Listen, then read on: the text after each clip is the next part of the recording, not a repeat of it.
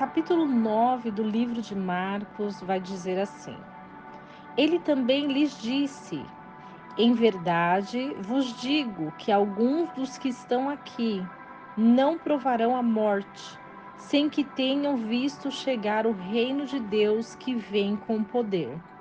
E 6 dias depois tomou Jesus a Pedro, Tiago e João e os levou à parte, a sós, a um monte alto.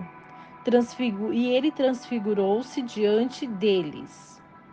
E suas vestes se tornaram resplandecentes, muito brancas como a neve, tais como nenhum lavadeiro da terra as poderia branquear.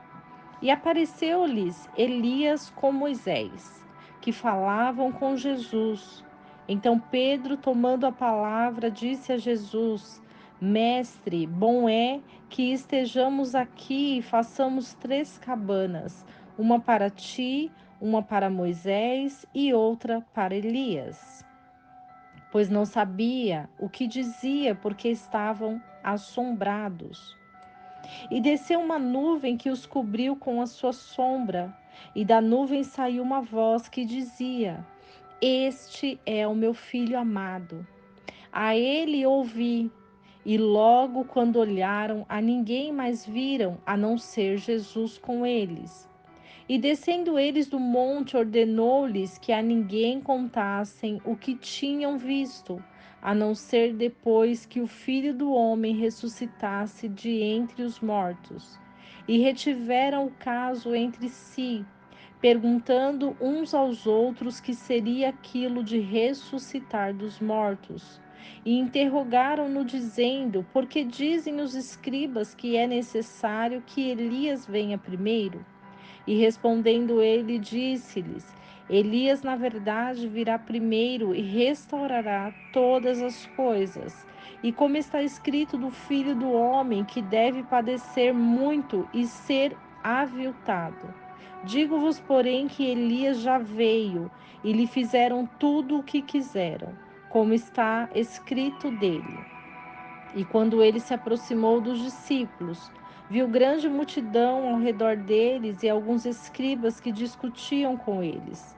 E logo toda a multidão, vendo-o, ficou espantada e, correndo para ele, o saudaram. E ele perguntou aos escribas: O que é que discutis com eles?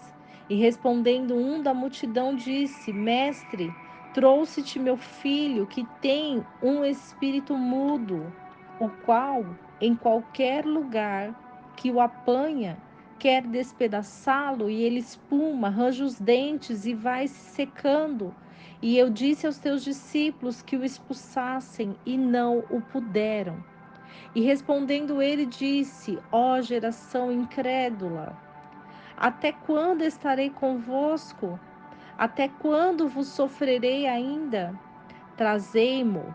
E trouxeram-lhe, e quando ele o viu, logo o espírito o agitou com violência. E caindo endemoniado por terra, contorcia-se espumando. E ele perguntou a seu pai: Quanto tempo há que lhe sucede isto?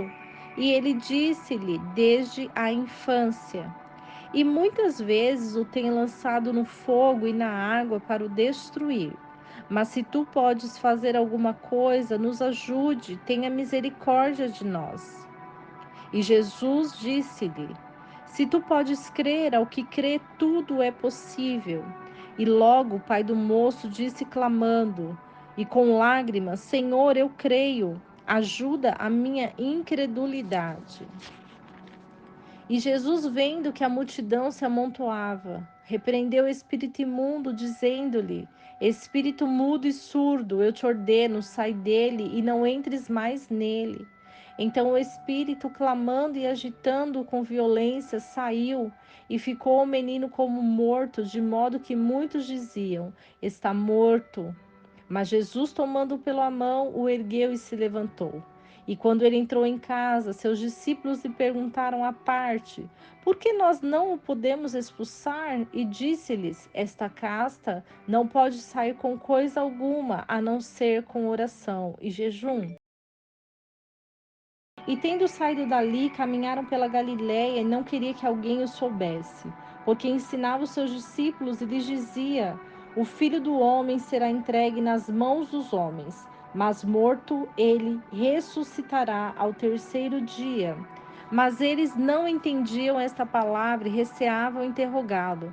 E chegando a Cafarnaum e entrando em casa, perguntou-lhes: o que discutiam entre vós pelo caminho?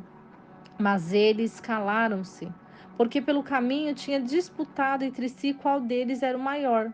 E ele, assentando-se, chamou os 12 e disse-lhes: se alguém quiser ser o primeiro, será o último de todos e o servo de todos. E tomando pela mão a um menino, trouxe-o para o meio deles. E tomando-o em seus braços, disse-lhes: qualquer que receber em meu nome um destes meninos, a mim me recebe. E qualquer que a mim recebe, não recebe a mim, mas ao que me enviou. E lhe respondeu João, dizendo: Mestre, vimos um que em teu nome expulsava os demônios, o qual não nos segue, e nós lhe proibimos, porque não nos segue. Porém, Jesus disse: não lhe proibais, porque ninguém há que faça milagre em meu nome e possa logo falar mal de mim. Porque quem não é contra nós, se é por nós. Porquanto qualquer que vos der a beber um copo de água em meu nome, porque sois discípulos de Cristo, em verdade vos digo que não perderá o seu galardão. E qualquer que escandalizar um destes pequeninos que creem em mim, melhor que fora que se lhe atasse uma pedra de moinho ao pescoço e fosse jogado no mar. E se a tua mão te escandalizar, corta. Melhor é para ti entrar na vida aleijado do que tendo duas mãos ires para o inferno, para o fogo que nunca se apaga, onde o seu verme não morre e o fogo nunca se apaga. E se o teu pé te escandalizar, corta-o. Melhor é para ti entrar na vida coxo do que tendo dois pés, e ser lançado no inferno, no fogo que nunca se apaga, onde o seu verme não morre e o fogo nunca se apaga. E se o teu olho te for motivo de escândalo, arranca-o, pois melhor te é entrar no reino de Deus com um olho que tendo os dois olhos, a ser lançado no fogo do inferno, onde o seu verme não morre e o fogo nunca se apaga. Porque todos serão salgados com fogo, e todo sacrifício será salgado com sal. Bom é o sal, mas se o sal se tornar insulso, com que salgarão? Tenham sal em vós mesmos e paz uns com os outros. O capítulo 9 do livro de Marcos vai nos ensinar sobre o poder e a majestade do Senhor, que mesmo em oculto ele conhece todas as coisas. Começando na transfiguração, Jesus ele chama 3 discípulos que eram mais achegados a ele, que era Pedro, Tiago e João. E ele disse que alguns deles não provariam a morte sem que tenham visto chegar o reino de Deus. E eles sobem com Jesus ao monte e eles veem Elias e Moisés. Aquela cena foi tão grandiosa que eles se assombraram diante de tanto poder. Porque vocês imaginem Moisés, que foi um grande líder que recebeu as tábuas dos mandamentos de Deus. Elias, que foi o maior profeta, ousado e usado pelo Senhor. Juntamente com Jesus naquele monte, o reino estava ali. O reino apareceu para eles.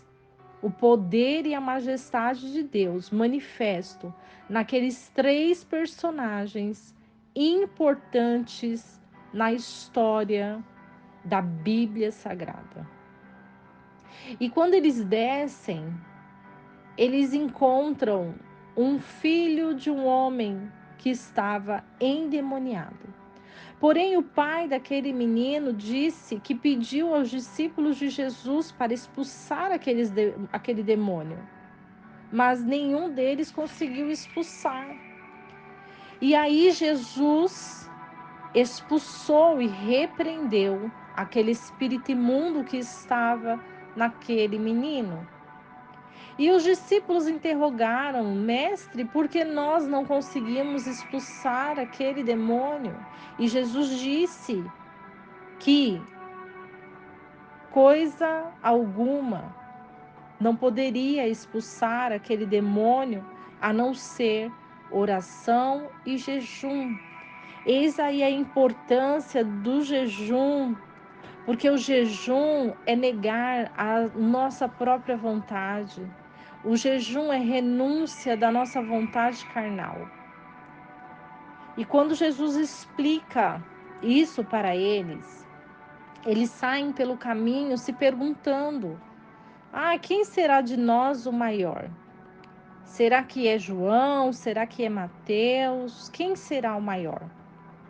E Jesus, logo que os viu, assentou-se com eles e disse: Se alguém quiser ser o primeiro, será o último, será o servo de todos. Então Jesus estava explicando para eles que ser o primeiro é servir. E como servir aos outros e ser grande? Como servir aos outros e ser destaque? Através do amor que estava em Jesus, através do ensinamento que Jesus tinha. Porque quando nós evangelizamos, quando nós anunciamos a palavra de Deus, nós estamos sendo servos do Senhor.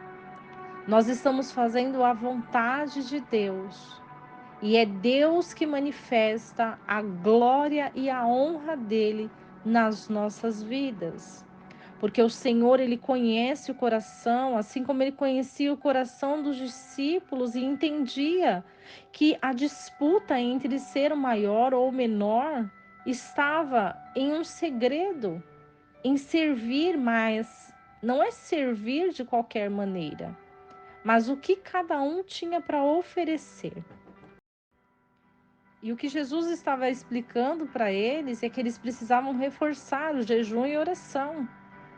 É necessário para algumas batalhas e é preciso estar preparados para poder libertar pessoas de cativeiros. E Jesus, ele fala sobre ser como criança, que a criança ela é pura e inocente. E quem não vier com a inocência e a pureza de uma criança não pode entrar no reino dos céus. Os ensinamentos de Jesus falam sobre a maturidade cristã.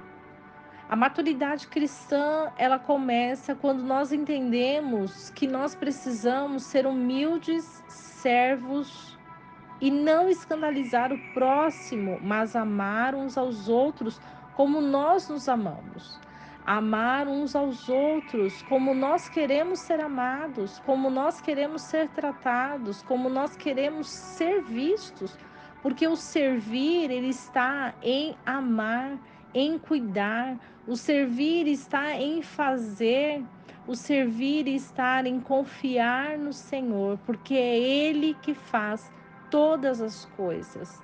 E Jesus, ele caminha ensinando cada vez mais os discípulos, cada vez mais sobre a paz, cada vez mais sobre a verdade da glória e do poder da palavra de Deus. Eu quero que você fique com essa palavra no seu coração.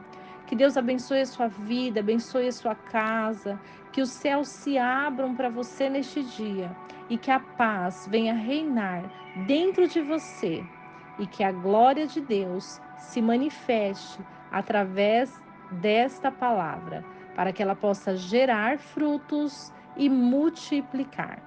E que não esqueçamos desse versículo que diz: Conhecereis a verdade, e a verdade vos libertará.